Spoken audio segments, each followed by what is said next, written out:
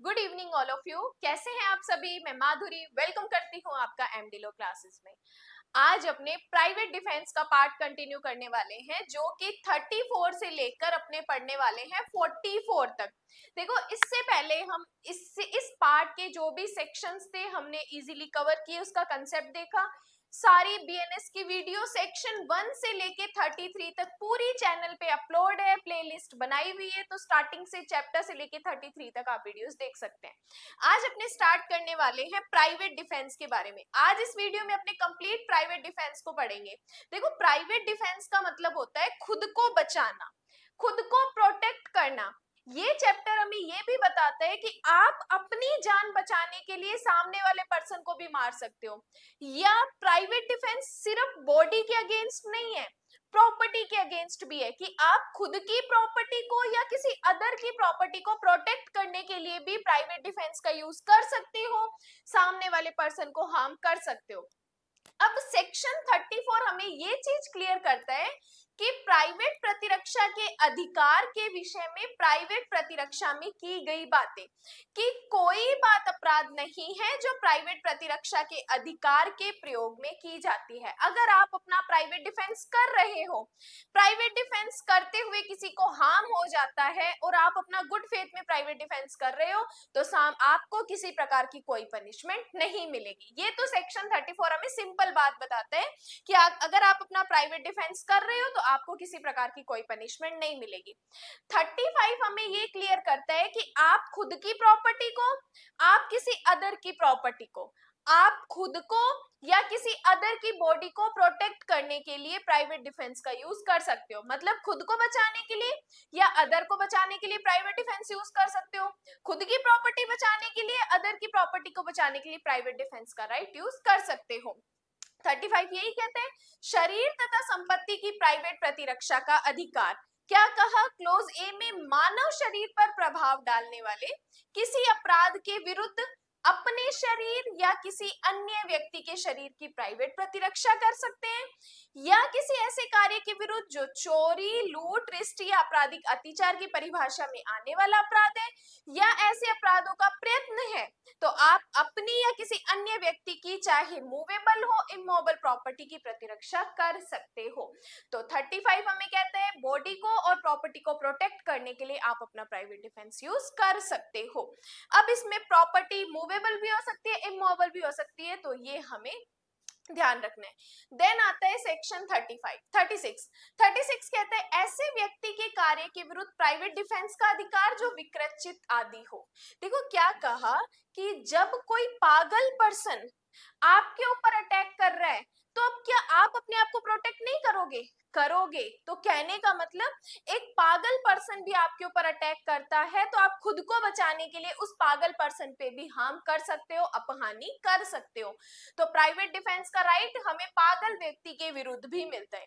तो क्या कहा? जब कोई कार्य जो अन्यथा कोई अपराध होता, उस कार्य को करने वाले व्यक्ति के बालकपन, नंबर 1, नंबर 2 समझ की परिपक्वता के अभाव, मतलब मिच्योर नहीं है, मिच्योरिटी की कमी है, नंबर 3 चित्त विकृति, नंबर 4 नशे के कारण, या नंबर 5 भ्रम के कारण वह अपराध नहीं है, तब प्रत्येक व्यक्ति उस कार्य के विरुद्ध प्राइवेट डिफेंस का वही राइट रखता है जो उस कार्य के वैसा अपराध होने की दशा में रखता। कि अगर आपके ऊपर पागल पर्सन अटैक कर रहे हैं, या कोई पर्सन नशे में कर रहे हैं, या कोई बालकपन के अभाव में, मतलब उसके पास क्या है, मेच्योरिटी नहीं है, इमेच्योर पर्सन है, या तथ्य के भ्रम में कोई पर्सन आपके ऊपर अटैक कर रहे हैं, तो आपको सेम वही राइट मिलेगा प्राइवेट डिफेंस का जो आपको नॉर्मल पर्सन के अगेंस्ट मिलता है। अब देखो, याद करो, हमने पढ़ा था कि अगर विकृत व्यक्ति कोई अपराध करता है तो उसको कोई पनिशमेंट नहीं मिलेगी। अब पागल पर्सन आपके ऊपर अटैक कर रहा है तो पागल पर्सन को भी कोई पनिशमेंट नहीं मिलेगी, और आपको भी अपना प्राइवेट डिफेंस का सेम राइट मिलेगा और आपको भी कोई पनिशमेंट नहीं मिलेगी। तो 36 पागल पर्सन, विकृत व्यक्ति के विरुद्ध भी आपको प्राइवेट डिफेंस का राइट मिलेगा। देन आते हैं, एक इलस्ट्रेशन पढ़ते हैं। देखो क्या कहा, जेड चित्त विकृत व्यक्ति ए को जान से मारने का प्रयत्न करता है। जेड एक पागल पर्सन है, ए को मारने का अटेम्प्ट करता है। जेड किसी अपराध का दोषी नहीं है क्योंकि जेड तो ऑलरेडी पागल है, उसको तो जनरल एक्सेप्शंस में बेनिफिट दे दिया। बट ए को प्राइवेट डिफेंस का वही राइट है जो जेड के स्वचित होने की दशा में उसे मिलता। तो जेड को भी कोई पनिशमेंट नहीं मिलेगी और जो अपना प्राइवेट डिफेंस कर रहा है उसको भी कोई पनिशमेंट नहीं मिलेगी। देन देखो एक इसका सेकेंड इलस्ट्रेशन है, वो इंपॉर्टेंट है। क्या हुआ, आप पार्टी से घर आने में लेट हो गए। अब आपको पता है अगर मैं बेल बजाऊंगा तो मुझे सबकी डांट पड़ेगी। तो आप क्या करते हो, छुप छुपा के अपने घर में घुसते हो। घर आपका ही है लेकिन आप छुप छुपा के घर में घुस रहे हो। अब आपका ही कोई भाई उठता है रात को और उसको पता चलता है ये तो चोर है, हमारे घर में चोर घुस गया, क्योंकि अंधेरे में आप उसको नहीं देखे, उसको लगा चोर है। आपका भाई आके आपके ऊपर अटैक करता है तो आपको अपने प्राइवेट डिफेंस का वही राइट मिलेगा जो कि आपको मिलता। जैसे अब आप अपने घर में घुस रहे हो, आपका भाई आपके ऊपर अटैक कर रहे हैं, आपके भाई को भी कोई पनिशमेंट नहीं मिलेगी। क्यों? क्योंकि वो तथ्य के भ्रम में, उसको नहीं पता कि आप उसी के भाई हो, उसको लगा आप चोर हो, तो आपको उसने आपके ऊपर अटैक किया तो आपको भी वही राइट मिलेगा प्राइवेट डिफेंस का, और आपके भाई को भी कोई पनिशमेंट नहीं मिलेगी क्योंकि वो तथ्य के भ्रम में काम कर रहा था। तो ये इलस्ट्रेशन आपका इंपॉर्टेंट है, प्रॉब्लम बेस्ड एग्जाम में आ सकता है। नेक्स्ट आता है सेक्शन 37। अब हमें 37 ये बताता है कि ऐसा कौन सा पर्सन है जिसके अगेंस्ट हमें प्राइवेट डिफेंस का राइट नहीं मिलता। मैं आपको सिंपल सेक्शन 37 बताती हूँ कि कब आपको प्राइवेट डिफेंस का राइट नहीं मिलता। जब एक पब्लिक सर्वेंट अपना काम कर रहा है, लाइक पुलिस आपको पकड़ने आती है, पुलिस को पता चलता है, संदेह है कि आपने किसी प्रकार का अपराध किया, पुलिस आपको पकड़ने आई तो आपको प्राइवेट डिफेंस का राइट नहीं है। सेकंड, पब्लिक सर्वेंट की ड्यूटीज में या उसके डायरेक्शन में अगर कोई काम कर रहे हैं तो उसके अगेंस्ट भी आपको प्राइवेट डिफेंस का राइट नहीं मिलेगा। एंड तीसरा, जब आपके पास इतना प्रॉपर टाइम है कि आप पब्लिक सर्वेंट्स की हेल्प ले सकते हो, तब आप पहली फर्स्ट प्रायोरिटी पब्लिक सर्वेंट की हेल्प लोगे, देन आपको प्राइवेट डिफेंस का कोई राइट नहीं मिलेगा। तो प्राइवेट डिफेंस का राइट हमें 3 लोगों के अगेंस्ट नहीं मिलता। प्राइवेट डिफेंस का राइट एक हमें पब्लिक सर्वेंट के अगेंस्ट नहीं मिलता, दूसरा हमें पब्लिक सर्वेंट की डायरेक्शन में जो काम करता है उसके अगेंस्ट नहीं मिलता, और तीसरा जब आपके पास प्रॉपर टाइम है, जब आपके पास युक्त समय है लोक अधिकारियों की सहायता लेने के लिए, तब आपको प्राइवेट डिफेंस का कोई राइट नहीं मिलेगा। तो सेम यहीं पे हमें 3 पॉइंट्स बताए हैं कि प्राइवेट डिफेंस का कोई अधिकार नहीं है यदि कोई कार्य जिससे डेथ या ग्रीवियस हर्ट होने की आशंका युक्त रूप से कारित हो, होती नहीं होती, सद्भाव पूर्वक अपने पदाभास में कार्य करते हुए लोक सेवक द्वारा किया जाता है या करने का अटेम्प्ट किया जाता है। सेकंड, क्या कहा, सद्भाव पूर्वक अपने पदाभास में कार्य करते हुए लोक सेवक के निर्देश से कोई काम कार्य कर रहे हैं, या उन मामलों में जिसमें संरक्षा के लिए लोक प्राधिकारियों की सहायता प्राप्त करने के लिए समय है, तब आपको अपने प्राइवेट डिफेंस का कोई राइट नहीं मिलेगा। तो तीनों पॉइंट्स आपको शॉर्ट में बता दिए, ऐसे ही आप अपने शॉर्ट में नोट्स में लिख देना। नेक्स्ट आते हैं हम सेक्शन नंबर 38 पे। देखो सेक्शन 38 कहता है कि अब आप अपनी बॉडी को प्रोटेक्ट करने के लिए कब सामने वाले पर्सन की डेथ कोज कर सकते हो, कि शरीर की प्राइवेट प्रतिरक्षा के अधिकार का विस्तार मृत्यु कारित करने का कब होता है। यहाँ पर आपको 7 ऐसे पॉइंट बता दिए, 7 ऐसे हमले बता दिए कि अगर इन 7 में से कोई भी आपके ऊपर हमला होता है तब आप खुद को बचाने के लिए सामने वाले पर्सन की डेथ कोज कर सकते हो, मृत्यु कारित कर सकते हो। पहले डिटेल में पढ़ते हैं फिर शॉर्ट में आपको बताऊंगी।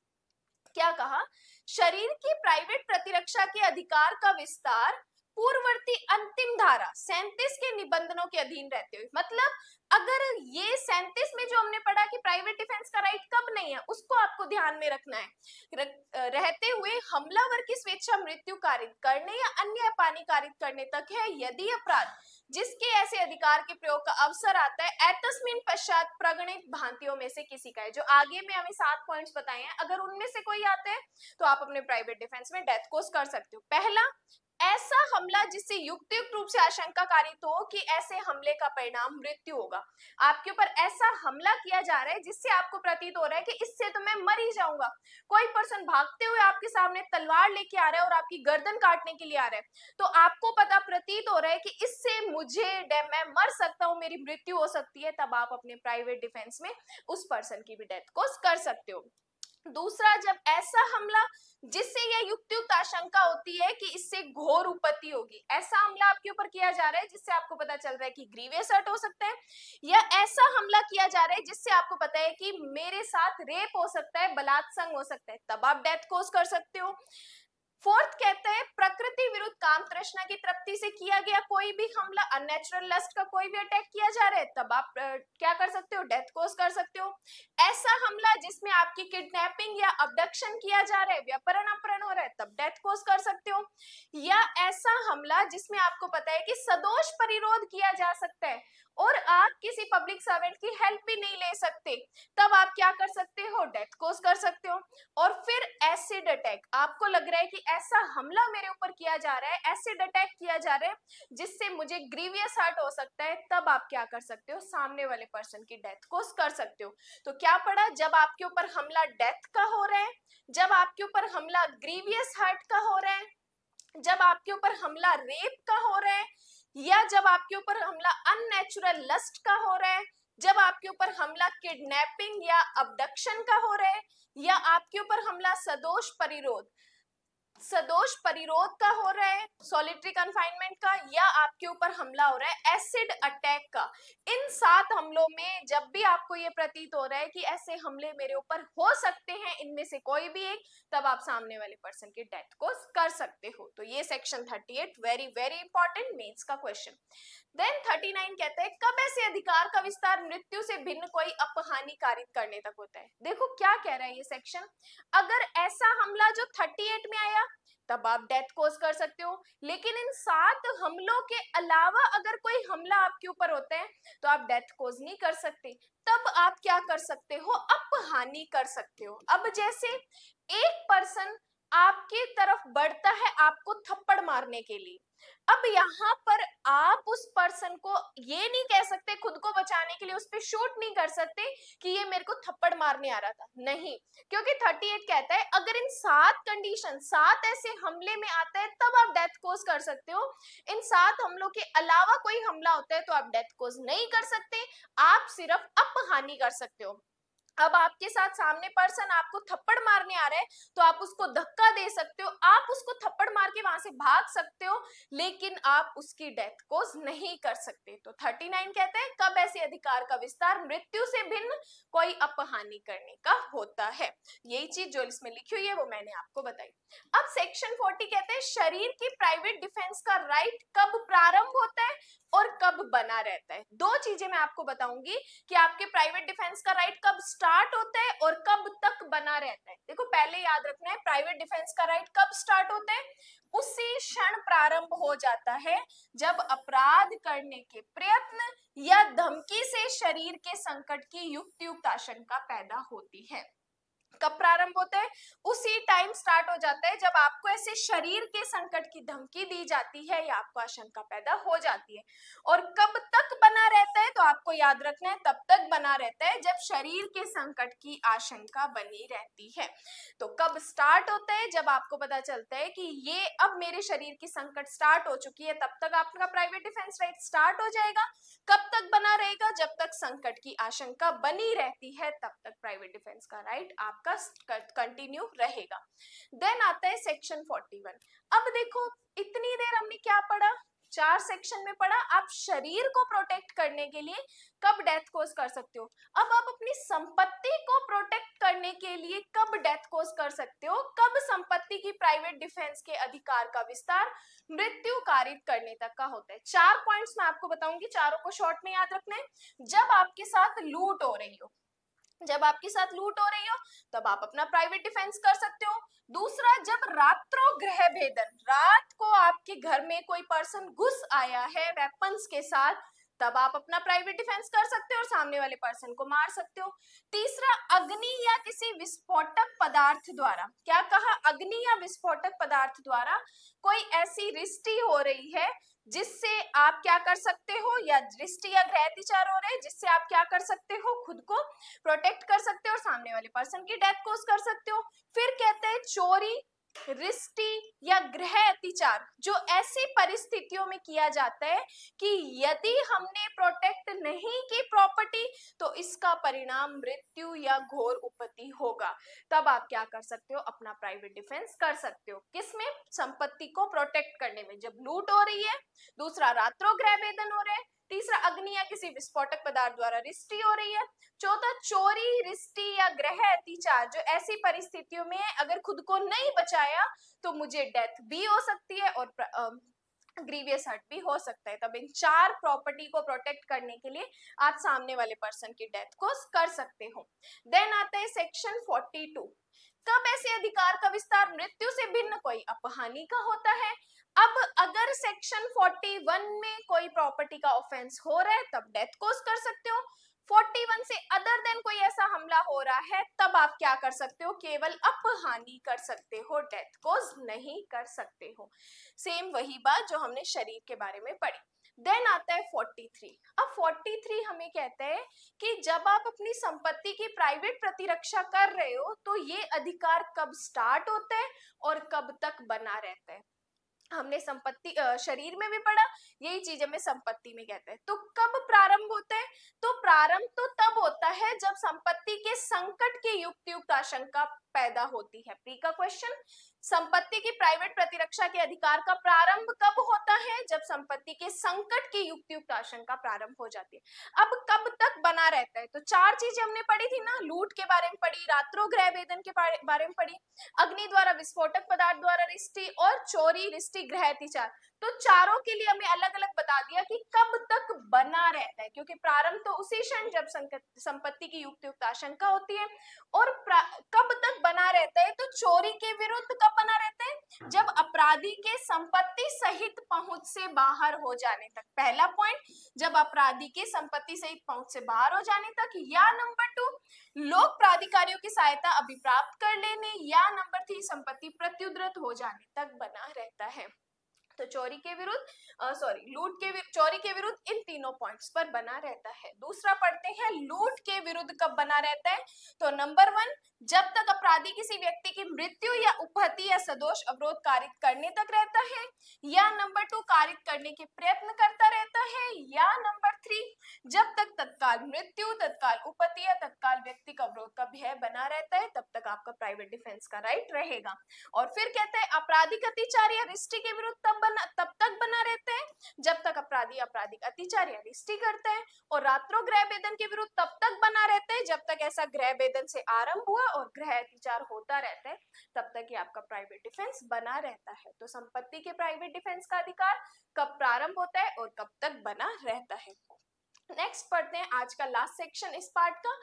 क्या कहा कि आप अपने प्राइवेट डिफेंस में किसी इनोसेंट पर्सन, निर्दोष व्यक्ति की भी डेथ कोज कर सकते हो। अब कैसे, जैसे मान लो आप अपनी शॉप पे बैठे और आपको सामने से दिखाई पड़ रहा है कि एक बहुत बड़ी भीड़ जो है मुझ पे अटैक करने वाली है।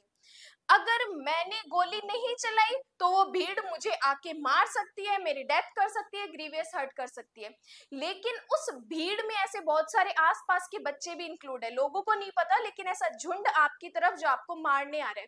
अगर आपने गोली नहीं चलाई तो आपको मार के चले जाएंगे। आप क्या करते हो, भीड़ में शूट कर देते हो। अगर उस शूट से किसी बच्चे को अपहानि होती है तो आपको पनिश नहीं किया जाएगा, आपको सेक्शन 44 का बेनिफिट मिलेगा कि आप अपने प्राइवेट डिफेंस में किसी निर्दोष व्यक्ति को भी जोखिम कर सकते हो कि जिस हमले से मृत्यु की आशंका युक्तियुक्त रूप से कारित होती है उसके विरुद्ध प्राइवेट डिफेंस के अधिकार का प्रयोग करने में यदि प्रतिरक्षक ऐसी स्थिति में हो कि किसी निर्दोष व्यक्ति की अपहानि के जोखिम के बिना वह उस अधिकार का प्रयोग न कर सकता हो तो उसके प्राइवेट डिफेंस के अधिकार का विस्तार वह जोखिम उठाने तक का होता है। और जो भीड़ वाला मैंने आपको एग्जाम्पल बताया है वो एग्जाम्पल इस सेक्शन 44 में दिया हुआ है जो मैंने अभी आपको बताया। तो ये हमने 34 से लेकर 44 तक हमने प्राइवेट डिफेंस का एक पार्ट कवर किया। इसके बाद आगे जो हमें अबेटर के बारे में, क्रिमिनल कॉन्स्पिरेसी के बारे में दिया है, तो वो भी हम सेक्शन वाइज सेक्शन पढ़ते जाएंगे। वीडियो अच्छी लगी हो तो फ्रेंड्स के साथ शेयर किया करो, कॉमेंट्स ड्रॉप प्लीज किया करो अगर आपको हेल्प मिल रही है। अगर आप कमेंट्स ड्रॉप करते हो तो मुझे इस चीज के बारे में पता चलता है कि यस, मेरी वीडियो आप तक या मैं जो बताना चाहती हूँ आप तक एकदम एक्यूरेट पहुंच चुका है। And thank you so much.